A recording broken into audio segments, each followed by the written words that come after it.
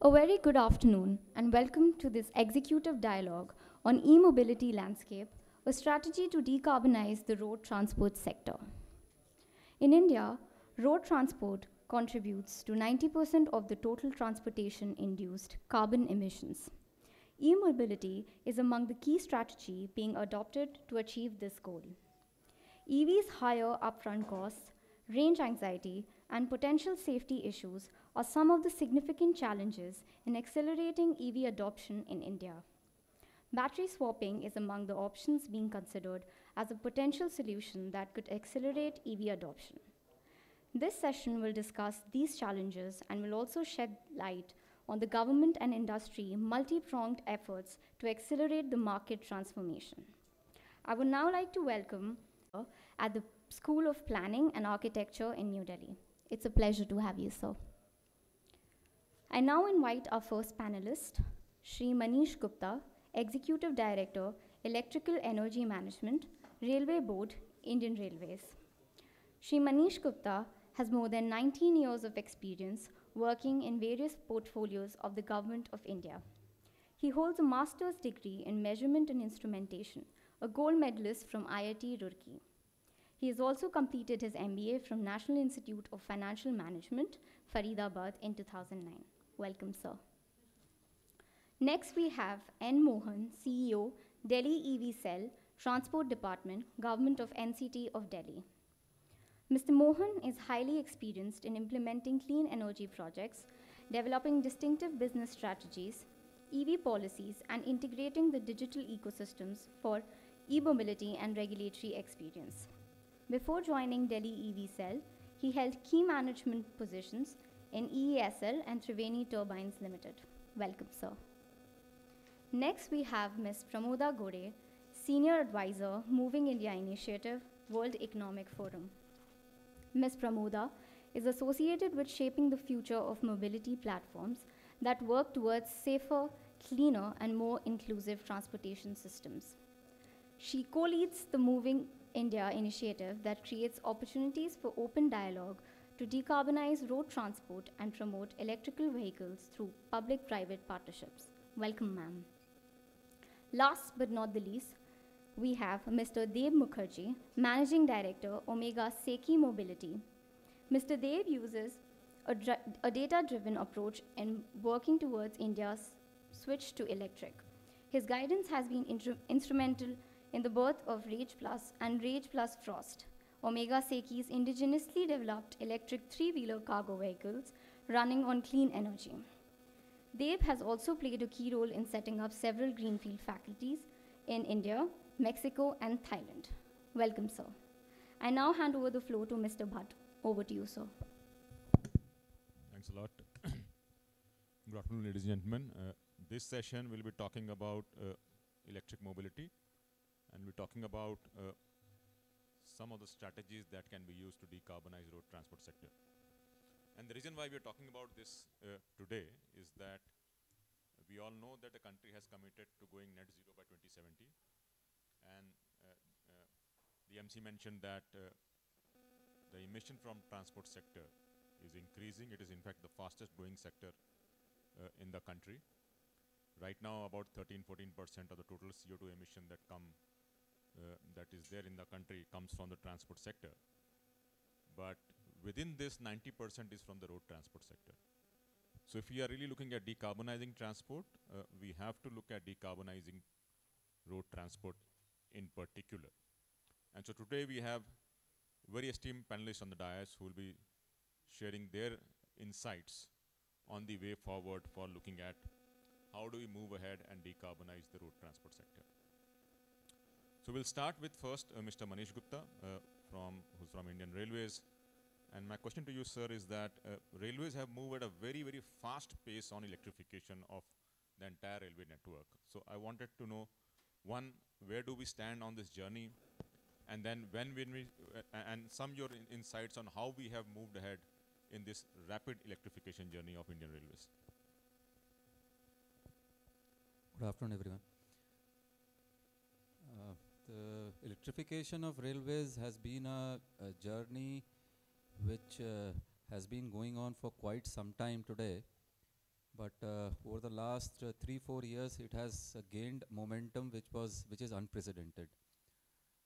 Last year, we did something like 6,300 route kilometers, and the normal trends were around 1,500 kilometers that we used to do, and we completed 6,300 kilometers last year, and this year's targets are somewhere in the range of around 9,000 kilometers. And we intend to do the electrification of all broad gauge routes by December 23, and we are well on target for that. So could you also share some insight on this, that what was the prime rationale for driving electrification? And if you could also kind of share some insight and why we should also look at road transport also as a matter of electrification. As far as electrification as such, you see, it's a more efficient mode of transport, railway transport per se, if we say. So that has always been in our minds that we do electrification, and what we were doing was based on the cost economics, and we had got done our major routes that we call as golden quadrilateral routes, GDGQ routes. So that we had done electrification earlier, because there the most of our traffic used to ply, and wherever there was freight, it was always a cost economical area where we were doing electrification. So now over last some years, it was realized by the government that rather than having, in order to have a smooth mobility throughout the country, like some places what used to happen was, because there was no electrification, so a train used to go and then you have to change the locomotive there. So overall efficiency of the system was taking a hit. And overall, if you see from the cost economics, electric traction remains a very important element. The second factor which also catered, which was kept in mind, was also that IR as such has planned itself to be a net zero carbon emitter by 2030. And electrification remains one of the steps in the interim step in that direction, that we initially go from those scope 1 emissions that we emit through the diesel emissions that we emit through the diesel locomotives, to go for electric traction, where we consume electricity. And we also intend that in future we procure electricity through renewable sources, to we go towards the greener path. Thank you. Thanks a lot, sir. On this, let me bring in Mohan. Mohan, you heard about this massive pace of electrification from 1,000 odd kilometers to currently 6,000, and now they are looking at 9,000 odd kilometers.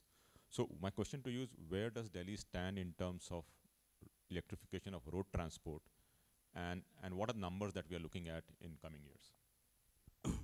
So good afternoon, everyone. So thank you, AEEE, for this opportunity. So in Delhi, like, the journey started in 2020 when Delhi electric vehicle policy was launched. So policy was very comprehensive, and it was a focused approach for electrifying the mass segment of vehicles, which primarily represented by two-wheelers and the three-wheelers segment. If you look at the statistics of sale of 2022, so Delhi is touching close to 10% of electric vehicle registration in the overall registered vehicles in Delhi. So the aspiration is to achieve 25% by 2024 under the Delhi EV policy state. Some of the key highlights or influencing factor which has enabled this transition. The first and foremost being the demand incentives, which we call a purchase incentives. So Delhi government is also providing the purchase incentive for all segment of electric vehicles, like two-wheelers, three-wheelers, and four-wheelers, and even the other segment of electric vehicles. So this demand incentive is in addition to the FAME 2 subsidy, which is being given by the Ministry of Heavy Industries.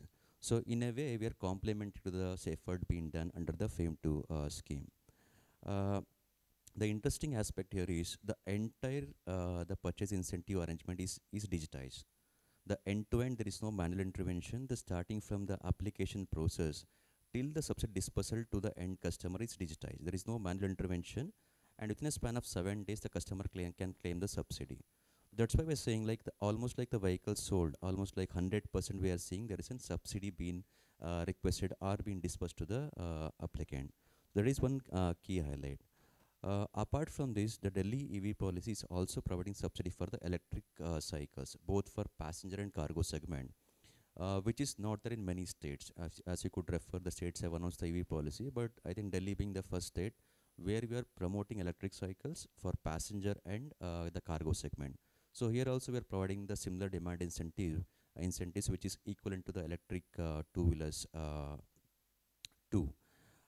In order to support this transition, the financing is one of the key element which is lacking presently in the mobility segment. Under the policy scheme, we're also providing the interest subvention of 5%. That is through entity called CESL, which is also a central PSU. CSL is anchoring that role where the Delhi government is providing a 5% interest subvention for purchase of electric vehicles, especially the three-wheeler segment, especially the passenger and the cargo segment. Largely, if you look at the sustainability aspect of EV policy, we are trying to have multiple funding sources. One is with there is a concept of rebate or fee-based arrangement. Here, to have a sustainability in the operations, we are also collecting a cess of 25 paisa per liter of diesel sold. So 50% will come to the state EV fund. So which will help us to do all these like demand incentive, the financing to the EV segment. So the unique thing is like we try to see there's a focused approach first thing, and also we are trying to see there is a clear mandate for different segment of electric vehicles, and we're also trying to support on the financing. So these are some of the key highlights. So let me take a pause here and willing to answer. Thanks, Mohan. Pramoda, you heard Mohan. Currently, we are at 10% in Delhi, and the idea is to go to 25% in next couple of years. So my question to you is, we have made some good start. How do we accelerate this transition, especially in places like Delhi? And the second part of the question is, there are other states we have not even made the start. So how can then they start this EV journey? Thanks, Amit. I think you rightly pointed we are at a very comfortable position in Delhi. Delhi is the leader in EV adoption. I think in 2022, I think overall nationwide, we've made sales of about 1 lakh EVs. So that's where we start. And there is a very high ambition by 2030. So I think there are a few challenges, and I think there are a few issues which are also overplayed also. So one thing always that comes up on the adoption side is the insufficiency of charging infrastructure. And I personally feel that this is blown out of proportion for personal mobility. So I think it shouldn't be an impediment for either you or me to get an electric vehicles, because based on our travel trends, the trip lengths that are there, we can achieve at least 90% of our travel needs can be met by slow overnight charging that can be set up at home. Yes, there is a challenge to certain teething issues on that end to set up at your homes, but that shouldn't be an impediment for it. So we have a tendency to overestimate the amount of charging infrastructure that is required for personal mobility. When it comes to commercial vehicles, yes, there is a great need, and I think the industry and the ecosystem is moving in the right direction. On the supply side of things, I think there is a lot of need to set up resilient value chains. Any geopolitical crisis that such as what we witnessed last year, we have to reduce our response time towards that, so that in future we won't have any gaps in supply or any pauses in the supply. So I think that is something that the ecosystem needs to work towards. And it's not just about critical raw minerals that go into batteries, but I think we have to set up those value chains throughout. So that is a key area, I think, where the industry and the government should work for. And it's a policy both on terms of demand and supply. I think what we're also missing is a horizon for those policies, right? I mean, we all know that purchase subsidies cannot last forever. There is only that much in the bank to cover that, right? But I think there is no clarity on that. So having a little bit more clarity on that, I think, is also going to help with creating business models and adoption in the long run. So that's one thing. I think coming to the second part of your question as to what the states can do is, I think within India itself, we have tested so many models. We have so many lessons. There is no need for us to look beyond India right now. And I think now India is becoming, a showcase, an example for international experience as well. I mean, people are coming, studying what we've done, what CESL has done, e-buses, what Delhi has done. So we know what to do. I think what is required is the intent. So political intent, I think, goes a long way. So I think we need to put climate change ahead of ahead of any other priority. So I think if we do that, I think the formula is there, Amit. Absolutely, and I think we are now hearing a lot of this request coming from our neighboring countries, Nepal, Bangladesh, others. They want to learn from our EV journey and kind of catalyze the same journey in their country. So I think we can become a role model for a lot of other countries as well. And I think this charging infrastructure was a very interesting point that you raised, because I live in Gurgaon, and I've been struggling for the last 6 months to get charging in my parking. And I'm just one option is I move to Delhi, and then I'll get it in 15 days or 7 days. But yeah, so that's been a big issue. But I think on the commercial vehicle charging, maybe I'll ask Mr. Mukherjee to come in, especially on the two-wheelers and three-wheeler space. Mr. Mukherjee, you've been working in this space for a long time. Can you also throw some examples on what are big issues on commercial charging infrastructure, and then battery swapping, and how can we kind of address this for the commercial vehicle perspective? Thank you, Amit. Good afternoon, ladies and gentlemen. See, the scale of this transition to electric that we are talking about, the entire supply chain has to be looked in that perspective. We are talking about, the estimates or the targets vary from 25% going up to 100% and all. So even if you take a very conservative, transition of, let's say, 30%, 1/3, and even then, in the form factors of two-wheelers, three-wheelers, the numbers are huge. Numbers are humongous, given the fact that we manufacture about 20 million two-wheelers and about 1 million other commercial vehicles, etc. So we are talking about, hundreds and at least 1,000 gigawatt hours of battery and corresponding charging infrastructure to be put in place. And we are talking about going there from zero today.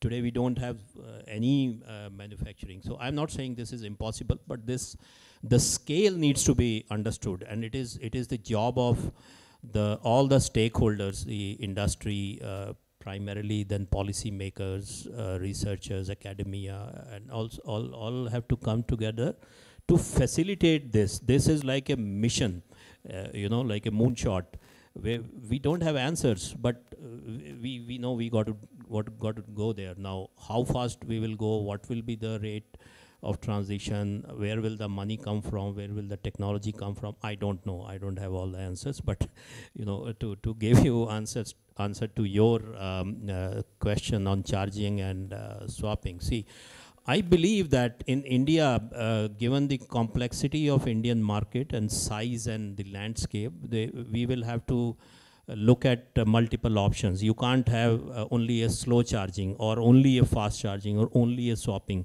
Here, multiple solutions will work given the usage pattern, the type of consumer, the landscape of India, distance traveled in a day, etc., etc. So here we will have to go for multiple solutions to solve this whole range anxiety or charging downtime problem. Now, this is also a technology problem. Technology will evolve over time, and eventually I see that my personal view is 5 years, this range anxiety will go out of the equation.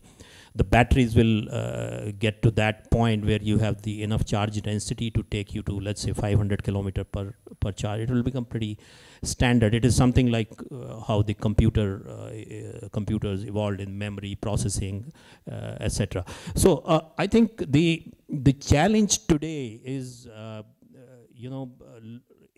the scale to set up so many charging points, stations, infrastructure related to that in multiple locations. You have home charging, you have societies charging, you have commercial charging at shopping malls or auto stands, etc. And at every type of charging, there are issues associated with it. At home, you have different issues. At housing society, you have different issues. The bylaws don't allow people, don't know, etc., and safety, etc. So I think that needs to be sorted out. We need to have, even if not standardization, but specifications should be available. So standardization probably will be the next step. But at least the specification of charging type, protocol, safety, etc., needs to be put in place. That is one. And then I think a smart approach, a data-driven approach has to be evolved to look at where do you need those charging. There is somebody has come up with, we are working with Sun Mobility, for example. Then apart from swapping, there is a swap on the go. Like there is a vehicle which reaches you with the battery. Maybe that's a very innovative solution for some locations. So that's how some an innovative approach has to be developed for a country like India, and this is where the solutions will involve A, the technology, B, the economics, and C, the whole policy regulating it. I mean, that's my view. Sort of a holistic approach needs to be put in place. Thank you. Thanks a lot, Mr. Mukherjee, and highlighting this. One, I think the need for scaling up, I think that is something which is very, very important. And also kind of looking at slightly holistic approach in terms of looking at charging infrastructure development. So on this, let me ask Mr. Gupta one follow-up question. So you mentioned about the rapid electrification of trains, but is there thought process going around creating some kind of charging infrastructure for vehicles that come to railway station? And if so, if you could share some insights. Yes, actually, seeing that as such, if you see, railways has been on the forefront of energy efficiency for n number of years, and there we were thinking that yes, we should put in a place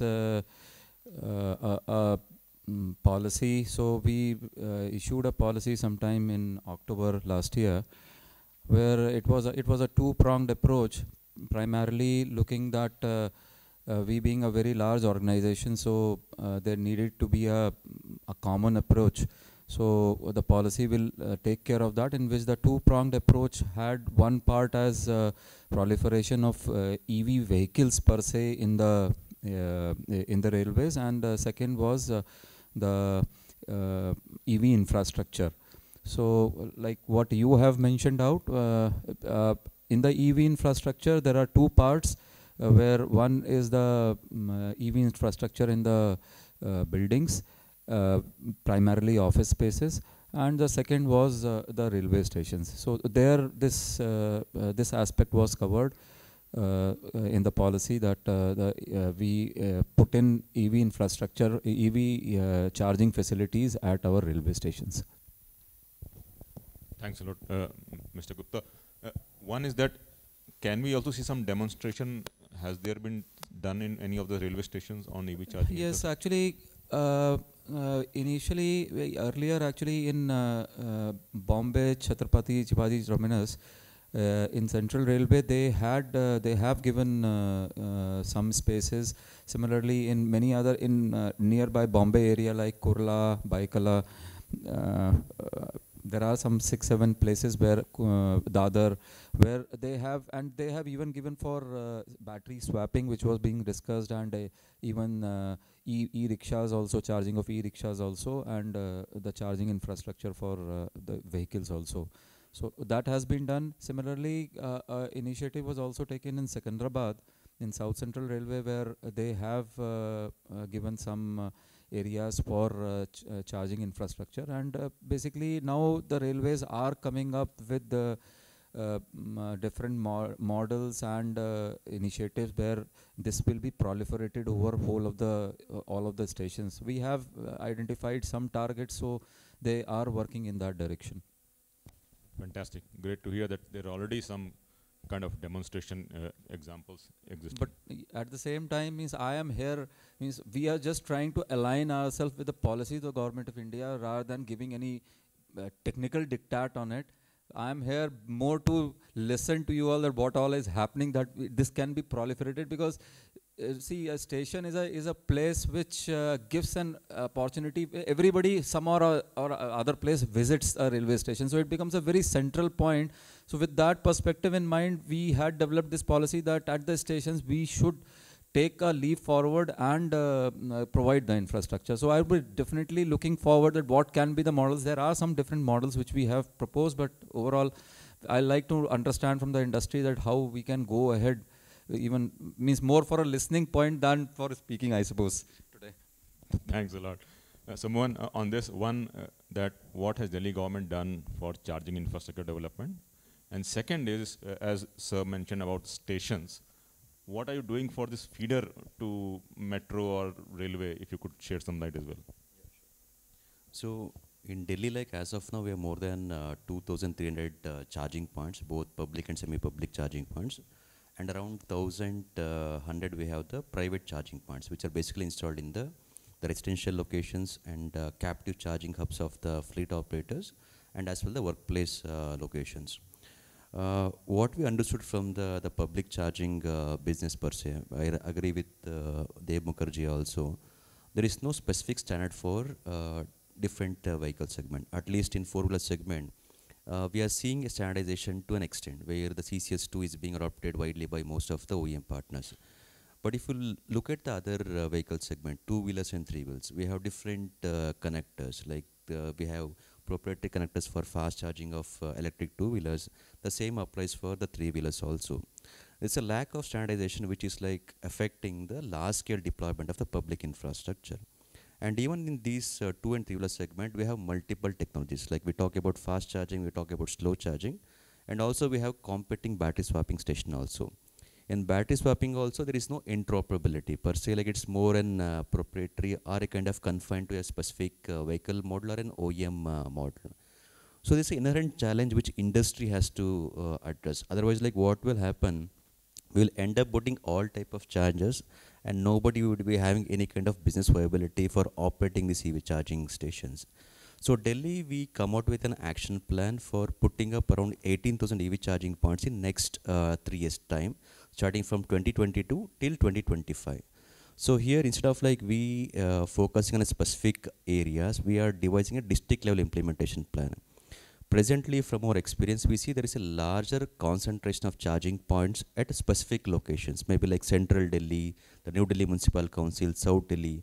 They have a large number of charging points. Even the point operators are also more keen adding more charging points. But if you look at the other parts of Delhi, maybe like East Delhi, North East, West Delhi, there are insufficient charging points. The reason being, presently CPUs would like to hit the high utilization areas. They want to at least like make the immediate utilization trend, so at least there is a business viability in the transaction.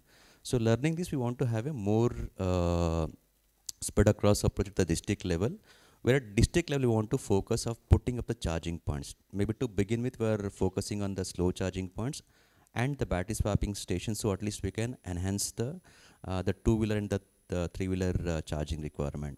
And four-wheelers, it's more getting standardized, like where all the CCS2 fast charging connectors are being put up. Demand is one thing which we need to at least bring a larger clarity for business to sustain. The other ask on the how we are supporting the other, like the bus charging or the feeder bus segment. If you look at the public transport, it's more like an OEM or an driven business, where we are providing them requisite space within the depot facility for putting up the captive charging facility, where this bus goes back to the depot and these buses get charged and they do the trips as per the requirement. But here also we feel, I think we need to open those amenities or charging facility for the other vehicle segment too. That is where at least we can attain the much utilization. And there's a cost economics which will work once you have higher utilization, so the cost of servicing will also goes lower. Uh, Along with this, for charging infra, it depends upon the business model. We always listen on the slow charging, fast charging, or battery swapping station, which would be more prominent. Personally, I would say the business model is going to determine eventually, because we right now it's more about fast, slow, or maybe like intermediate charging or a battery swapping.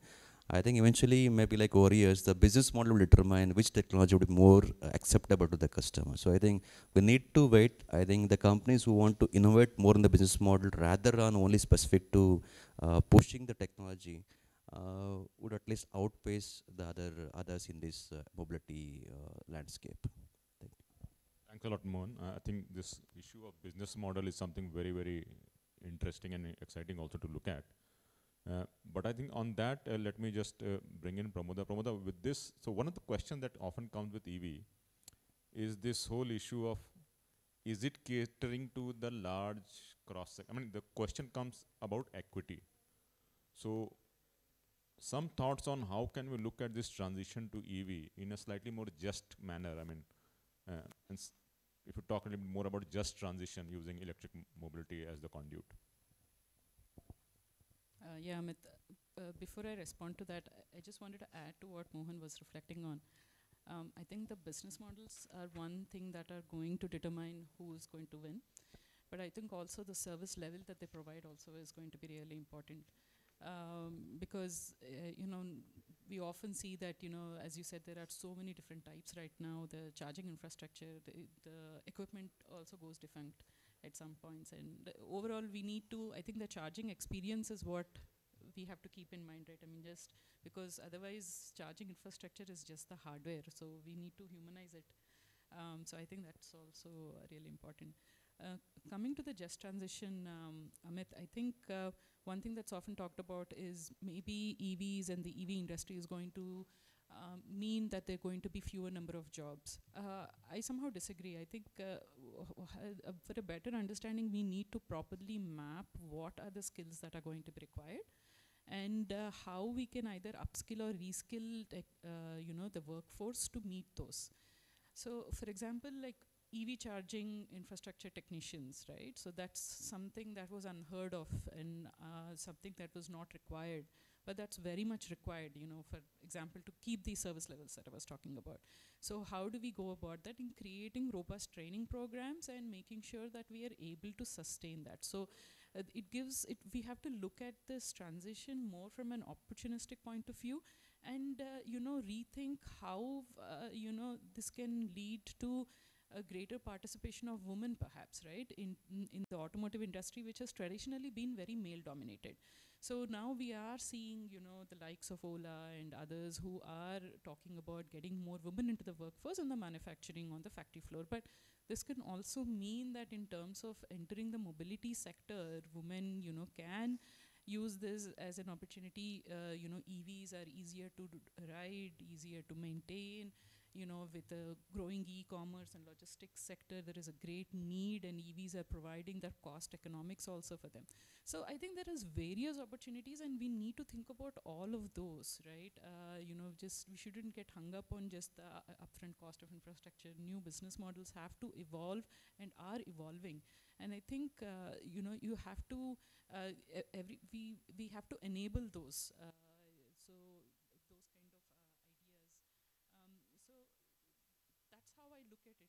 Transition is an opportunity that we didn't have before. So it's like giving everything, we're re-looking at everything, right? One thing is maybe in the lower income areas, we don't have the electricity grid, or we don't have the city planning that is required to set up that charging infrastructure. So, maybe we go with a mohalla clinic kind of a model in which we set up hub sort of charging infrastructure. So we're re-looking everything at everything. So I just think it's, we should capitalize on this opportunity rather than let us impede the development. Absolutely. I think this personally is a fantastic opportunity to really look at the entire transformation of the transportation sector, including jobs, including women participation in transport. So absolutely, and I hopefully that this we will see more actively as we move forward. But on that question, let me bring in Mr. Mukherjee, because can you also throw some light? One is this whole jobs and skill conversation. But are we looking at, with electric mobility adoption, seeing a fundamental shift towards electric, especially in the two-wheeler, three-wheeler space, which is now ramping up very fast? Yeah, thank you.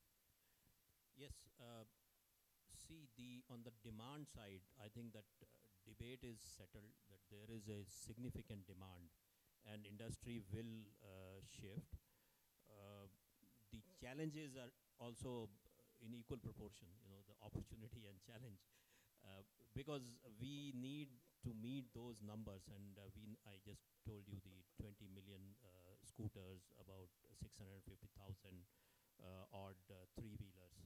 So we need a very robust supply chain to manufacture those numbers, and when I say robust supply chain, I'm talking about a technologically sound supply chain, and not just these import low-end Chinese stuff, etc. Unfortunately, in India, electrification started with that.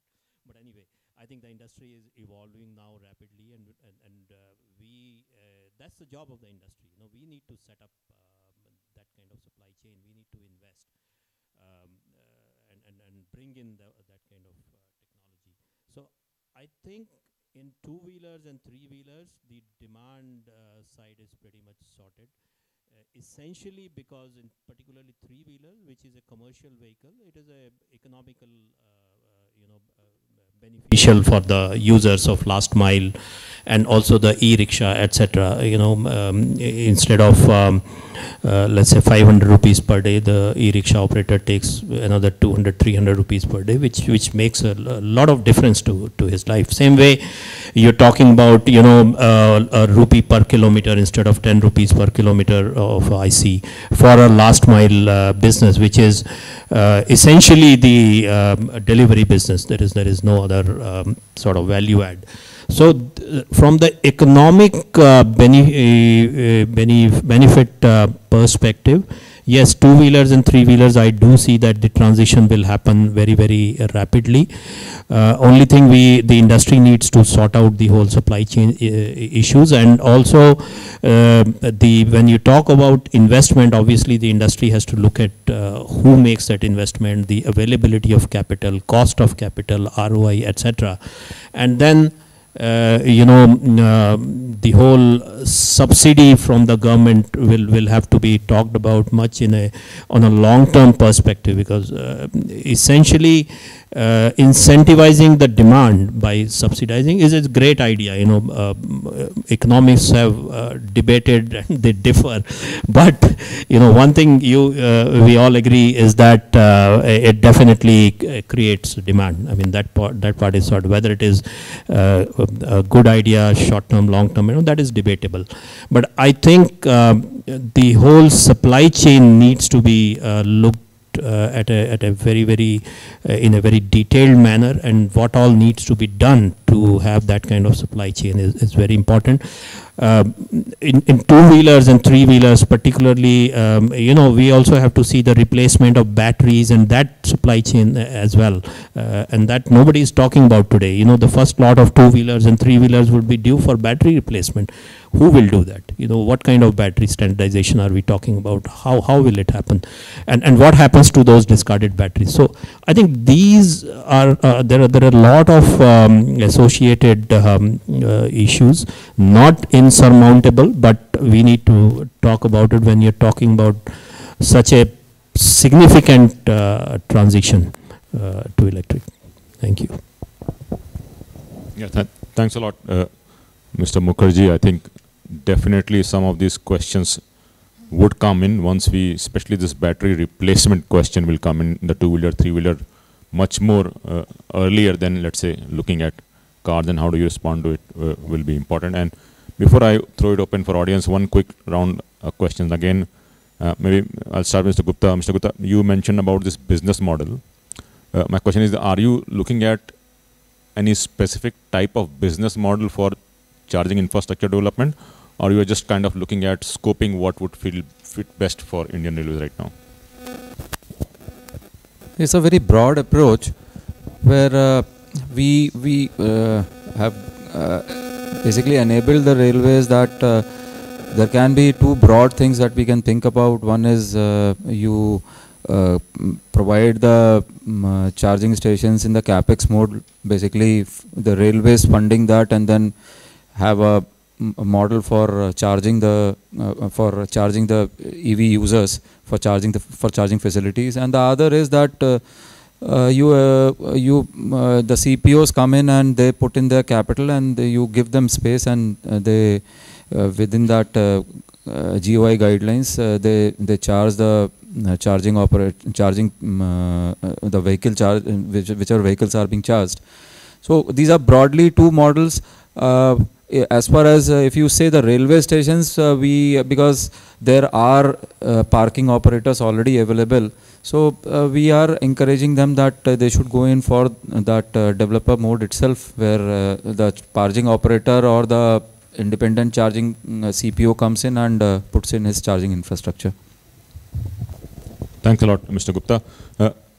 Mohan, one quick question. So I think the two-wheeler, three-wheeler has taken a massive kind of increase in the adoption. You also have a very robust policy on electrification of buses. But are you also looking at other form factors in future, especially on the electrification side? Yeah. So anyway, like we're also promoting the electric autos. So in Delhi, we have a permit system where only specific number of permits are issued for driving the passenger autos. So one example I could refer here, in Dwarka sub-city, we have done a small pilot of 50 e-autos, especially for the last mile connectivity. So this has been done in partnership with Delhi Metro Rail Corporation, where DMRC has engaged an aggregator, and the aggregator is responsible for inducting the e-autos and is operating those e-autos. The specific the engagement program, I think the majority of the e-autos are being driven by women drivers. So there is a kind of constant training and engagement which goes when we collaborate with a large the public entity which has a like mandate for the inclusivity and also for operating these e-rickshaw. This has taken up very well. And if you look at those numbers, I think every day they're able to make at least 25 to 30 trips. And these 50 autos are crossing more than 1.3 lakh kilometers. And significantly, I think the user base has increased, who are at least like touching base with the public transport network of buses and as well as with the metro station. Now we want to like upscale this further, where we want to augment the last mile connectivity with the other form factors, maybe like the e-scooters, one thing. And coming back to other applications, not specific on the passenger segment, especially for the cargo segment. Delhi, I think, is constantly registering close to like 55 to 60% in the three-wheeler cargo segment. It's highest, I think, I would suppose, at the national level also. And in the month of December, we're touching close to 65%. We see there is a larger acceptance in the three-wheeler cargo segment. Now we are planning to bring out the incentive or a kind of an initial push for the other commercial segment, especially the N1 category segment, which we typically a kind of an goods carrier with four-wheelers, because that is one segment which is presently lacking, where we don't have enough OEM partners with models which are suiting multiple application, because that N1 model is used for multiple application, be it for transportation of goods, be it for the garbage trip applications and multiple things. We see that is one area we want to focus now, where we want to like give an initial push through an incentive. So discussions are underway where we can augment some kind of fiscal incentives and non-fiscal incentives to promote that particular segment. In public transportation also we are taking a major leap. So presently we are operating 300 electric buses in the public transport network, which is close to 4%. Now the ambition is to reach to 80% by 2024. So already like we're working under the National Electric Bus Program of CESL to induct around 6,000 buses in phased manner. So I think by 2024, close to 80%, I think we should be able to show Delhi has electric buses in the public network. Thank you.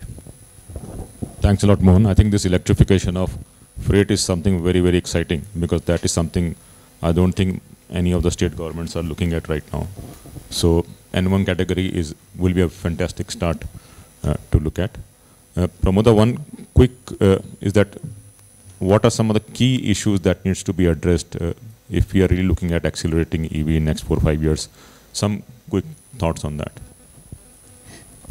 I think I'll expand the broader question myself, because I think we've had enough conversation about e-mobility, right? I mean, I think we should start thinking not only about e-mobility, but what after net zero, right? I mean, how to really become an inclusive, safe, and start thinking about other SDGs, which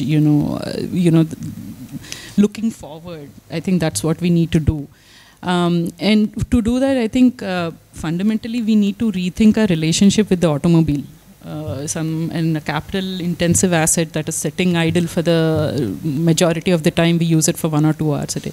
So we have to start thinking about how e-mobility plays a role in creating a safe, inclusive society as well. So do we really need the 500-kilometer range that fossil fuel vehicles have set a precedent for? Do we really need to own these vehicles?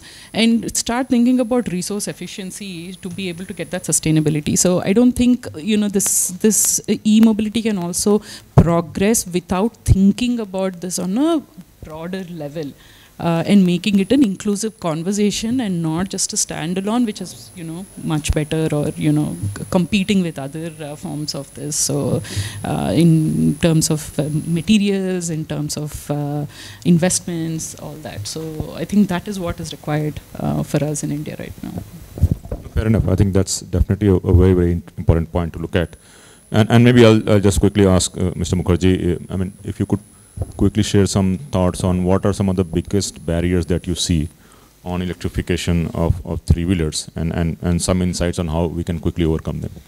I think the biggest barrier that I talked about is the supply chain side issues. I'm talking from the industry perspective, because we need to be able to build these vehicles with the technology and the infrastructure and the resources and materials in India. So a completely sort of self-sufficient, self-sustainable supply chain needs to be created.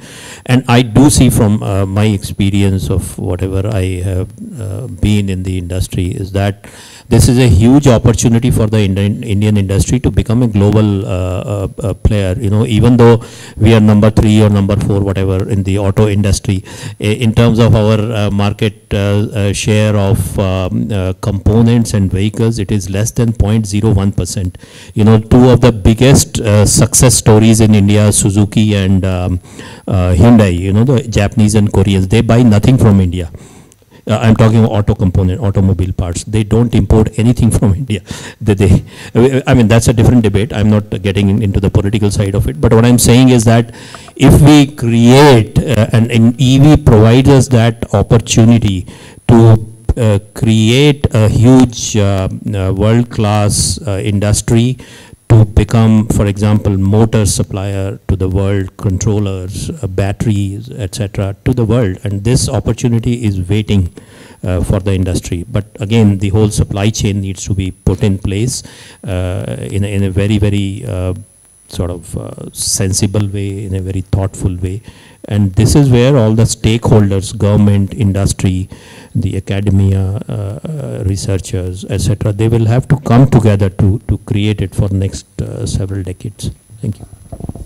Absolutely. Thanks a lot, Mr. Mukherjee. So, ladies and gentlemen, we've heard the panelists, you've heard their responses. If you have any questions to any of the panelists, please raise your hand, identify yourself, and then direct a question to the panelists. Yes, please. Hi, good afternoon. It was a very interesting discussion. So my interest in e-mobility is fairly new, so pardon me if my question is quite naive. But I wanted to know if there's actually numbers that tell us how, e-mobility has moved towards decarbonizing or emission reduction. And also because India's current electricity production is through coal, and we are aware about the coal crisis. So is there any other alternate technology that e-mobility is looking into so that the crisis that we have today is, looked into? Fair enough. One question over here. We'll take a couple of questions and then we'll ask panelists to answer. So I'm going to probe Dev Mukherjee a little bit more because I feel that the supply chain issue is the big elephant in the room. And which country is going to actually benefit from this? All pointers are towards China. I mean, we may not want to talk about it, but if you look at all the reports, energy technology perspectives, I mean, in every sector, China is leading and has a lock almost, I think, in terms of 70–80% we are talking about. And even if you look at the past history, you look at smartphone, you look at PV, you look at solar, you look at LED, innovation happened someplace else, but the scale came from China, and that's when India sort of adopted it and made it mainstream. What do we need to actually break this mold as far as e-mobility is concerned? So we'll take one more and then we'll ask. Hi, I'm Rajni Jain. I come from a background of working in a DRE sector, and there's a lot of discussion about charging station happening right now. And there, as well, I remember that there is a concept like DRE powered charging stations being talked about in different locations in India. So just the expert over here, sitting over here, I just want to ask, like, is it feasible if we have a lot of DRE powered charging stations across the country, and which can boost the number of charging supplies? Okay. Fair enough. We'll ask the panelists to answer the first round. The first one on emission, Pramodha, you could take that question. Yeah. So one point you made was the carbon intensive grid. So all research, thanks to ICCT, indicates that even with the current carbon intensity and the current committed or current goals of electrification of fleet, we are still much better off than using fossil fuels. And a simple answer is that your petrol or diesel is never going to get greener, but your electricity has a great scope for getting greener, right? With as we are installing more and more renewable energy capacity. And the powertrain of an electric vehicle is at any point more energy efficient, and it is very well important to bring it up in this forum because that's what we're talking about. It's much more energy efficient. The losses in terms of heat, sound, vibration, everything are much lower. So yes, how do we find that energy? Yes, that's a question. But when you find that energy, converting that to useful work, you are better positioned with electric vehicles. So that's my quick response to that. Dev Mukherjee on supply chain. Yeah, on the supply chain, I think it's a very, very pertinent question and very important question, which I always advocate that we must talk about it. The whole supply chain reliability of an Indian centric and India specific supply chain. Now, you rightly mentioned China. China is a 500-pound gorilla sitting on your shoulder. You like it or not, but it is there, and it is the world's biggest producer as well as consumer. So they have both the benefits. Interestingly, the examples you gave, solar and LED, semiconductor, etc., are all very, very relevant. Look at solar. What have we done? Same way, unfortunately, electrification in India also started with that low-end penetration of Chinese, etc. But soon people realized industry evolved, and now we are seeing that the industry is coming up with solutions meeting that price point, because that is where China plays, low price. I started personally looking at this whole EV somewhere around 2015, and I used to go to China those days quite a bit, and I must have visited at least 50–60 Chinese makers of these three-wheelers. I'm just giving a short example, and everywhere they used to ask me, "Oh, you are from India?" So I said yes. So you need cheap. That used to be their answer. So India needs cheap quality, cheap goods. Okay, that's the whole image. It's a $50 billion industry, auto components, okay? and out of that 30% were exports. Last year I'm talking about. This year the exports have gone up to around 29 billion. Interestingly, imports have also gone more than that. So in EV, I mean the whole IC industry, despite being world's number 3 or number 4, whatever, debatable, after 40 years of success, still we have a huge import dependence, and almost 60-70% of it is China.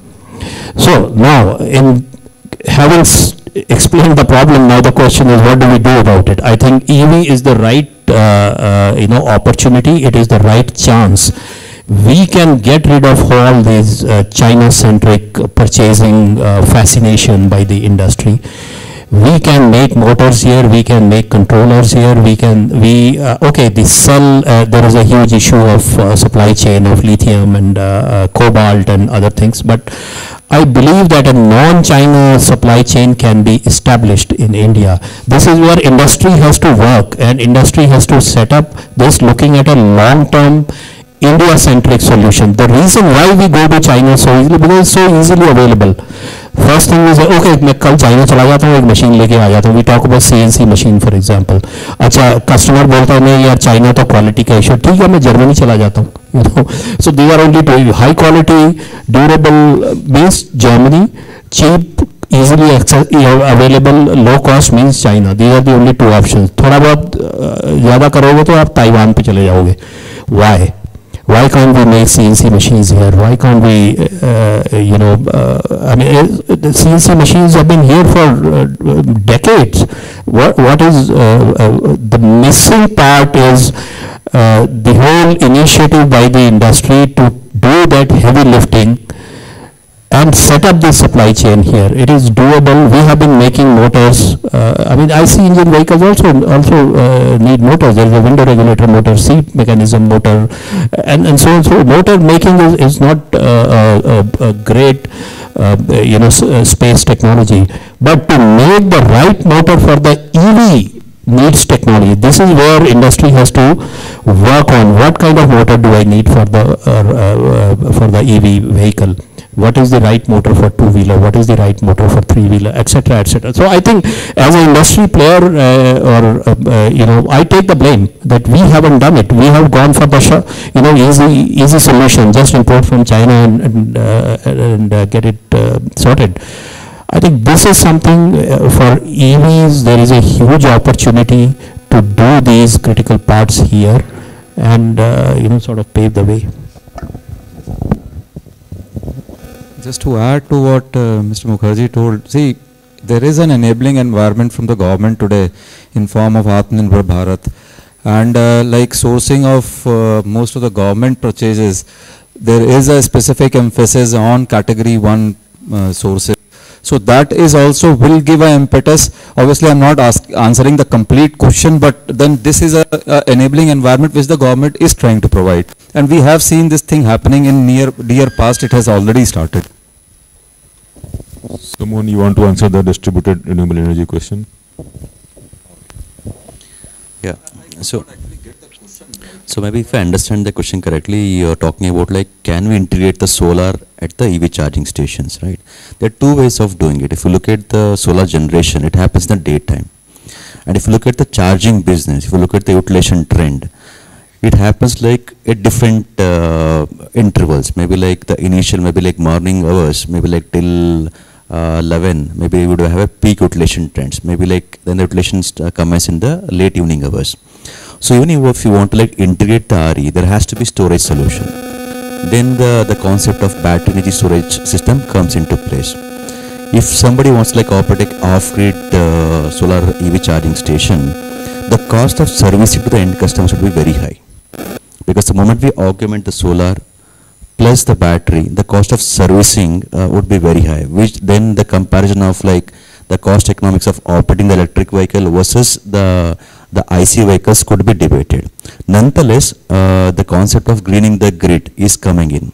So the moment we have like more RE generation, and moment we have this like open access to the different charging station locations, we are confident of getting and charging those electric vehicles to the clean fuel or clean energy. Because right now even the threshold limit has been reduced to 100 kilowatt. So the large charging stations, maybe like half a megawatt or maybe like a 1 megawatt charging station, can easily sign an open access agreement with the solar generation purchasers, and where they can surely at least like ensure they're getting the RE power and charging the electric vehicles. In a way, they can offset those emissions which typically normally we see from the grey or the coal grid. So I think it's a matter of time. I think it's a energy transition which we are seeing. So maybe like in years to come, once we see there is a larger offtake of the battery energy storage system, and the cost should go down eventually, which will help at least like to ensure the solar energy EV charging station becomes more and acceptable, or a kind of business model could be structured on this. I can just add to that. I think those business models are already coming into place. I mean, we have international players. I don't want to take any names, but they're already, charging the EVs with on-site solar electricity that is produced. But yeah, some of the challenges. I mean, these are high-tech DC chargers. So I think the users are not as price sensitive, maybe perhaps. But yes, that revolution has already come to India as well. So we have done one in Leh Ladakh. So in CSL time, we have done a complete off-grid solar EV charging station, where we supplied around 10 electric Kona vehicles, Hyundai Kona vehicles, and this is a complete solar-based EV charging station with the battery energy storage system, and we had this high-capacity DC charger also. It's completely off-grid. There is no grid access there. So there the economics is not there. It's more like a funded project, and we did a demonstration of the technology. But it's viable the moment we see there is an the cost reduction or a kind of some the fiscal incentive could be leveraged for the project. But I think commercial charging operators also are coming up with this solution. Yeah, I'll just slightly digress, but see, one is that government as such wants that distributed renewable as a technology should be proliferated, and there is, if I'm not wrong, a target of about 50 gigawatts through distributed solar in the overall 500 gigawatts thing. So, but as I see it, means we had even not a very happy experience when we have our traction substations, and we try to basically get a distributed solar system installed near to the traction substation, directly feeding to the traction substation. We did not get a very good response. Primarily what I'm trying to emphasize on is the costs which are available with that. So that remains a challenge, but then as Madam has pointed out that there are players which are coming in. So the advantage as such might be in the like a residential system where you do not need any the transmission infrastructure, and that is where the government wants to play in, that the transmission things that you can avoid, and that is a cost which has to be incurred, which can be saved. So, but overall, yes, this is a good thing, and it will need some space. So, I think it is an evolving thing which will come out slowly over time. Absolutely. So I think we would like to close this session because lunch is getting cold, and then there are people who are feeling hungry. So, but before we close, I think a big round of applause to the panelists. Fantastic discussion. I think we are now clear that with electric mobility there is a pathway to decarbonize, and as we clean the grid, the electric mobility will become cleaner. But over to the organization or the organizers for the formal closing. Well, this has indeed been an incredible dialogue. I would like to thank our esteemed panelists, session chair, and audience for making this an interactive session. I would now like to invite Dr. Bhaskar, Director of Program from AEEE, to present a token of our appreciation to our panelists and the chair.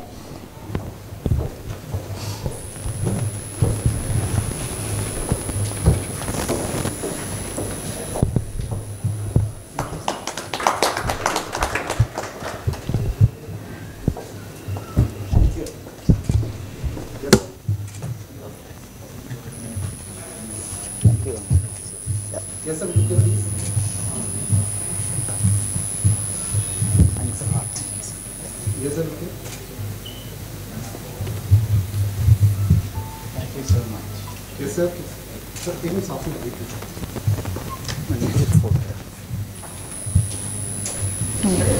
Okay.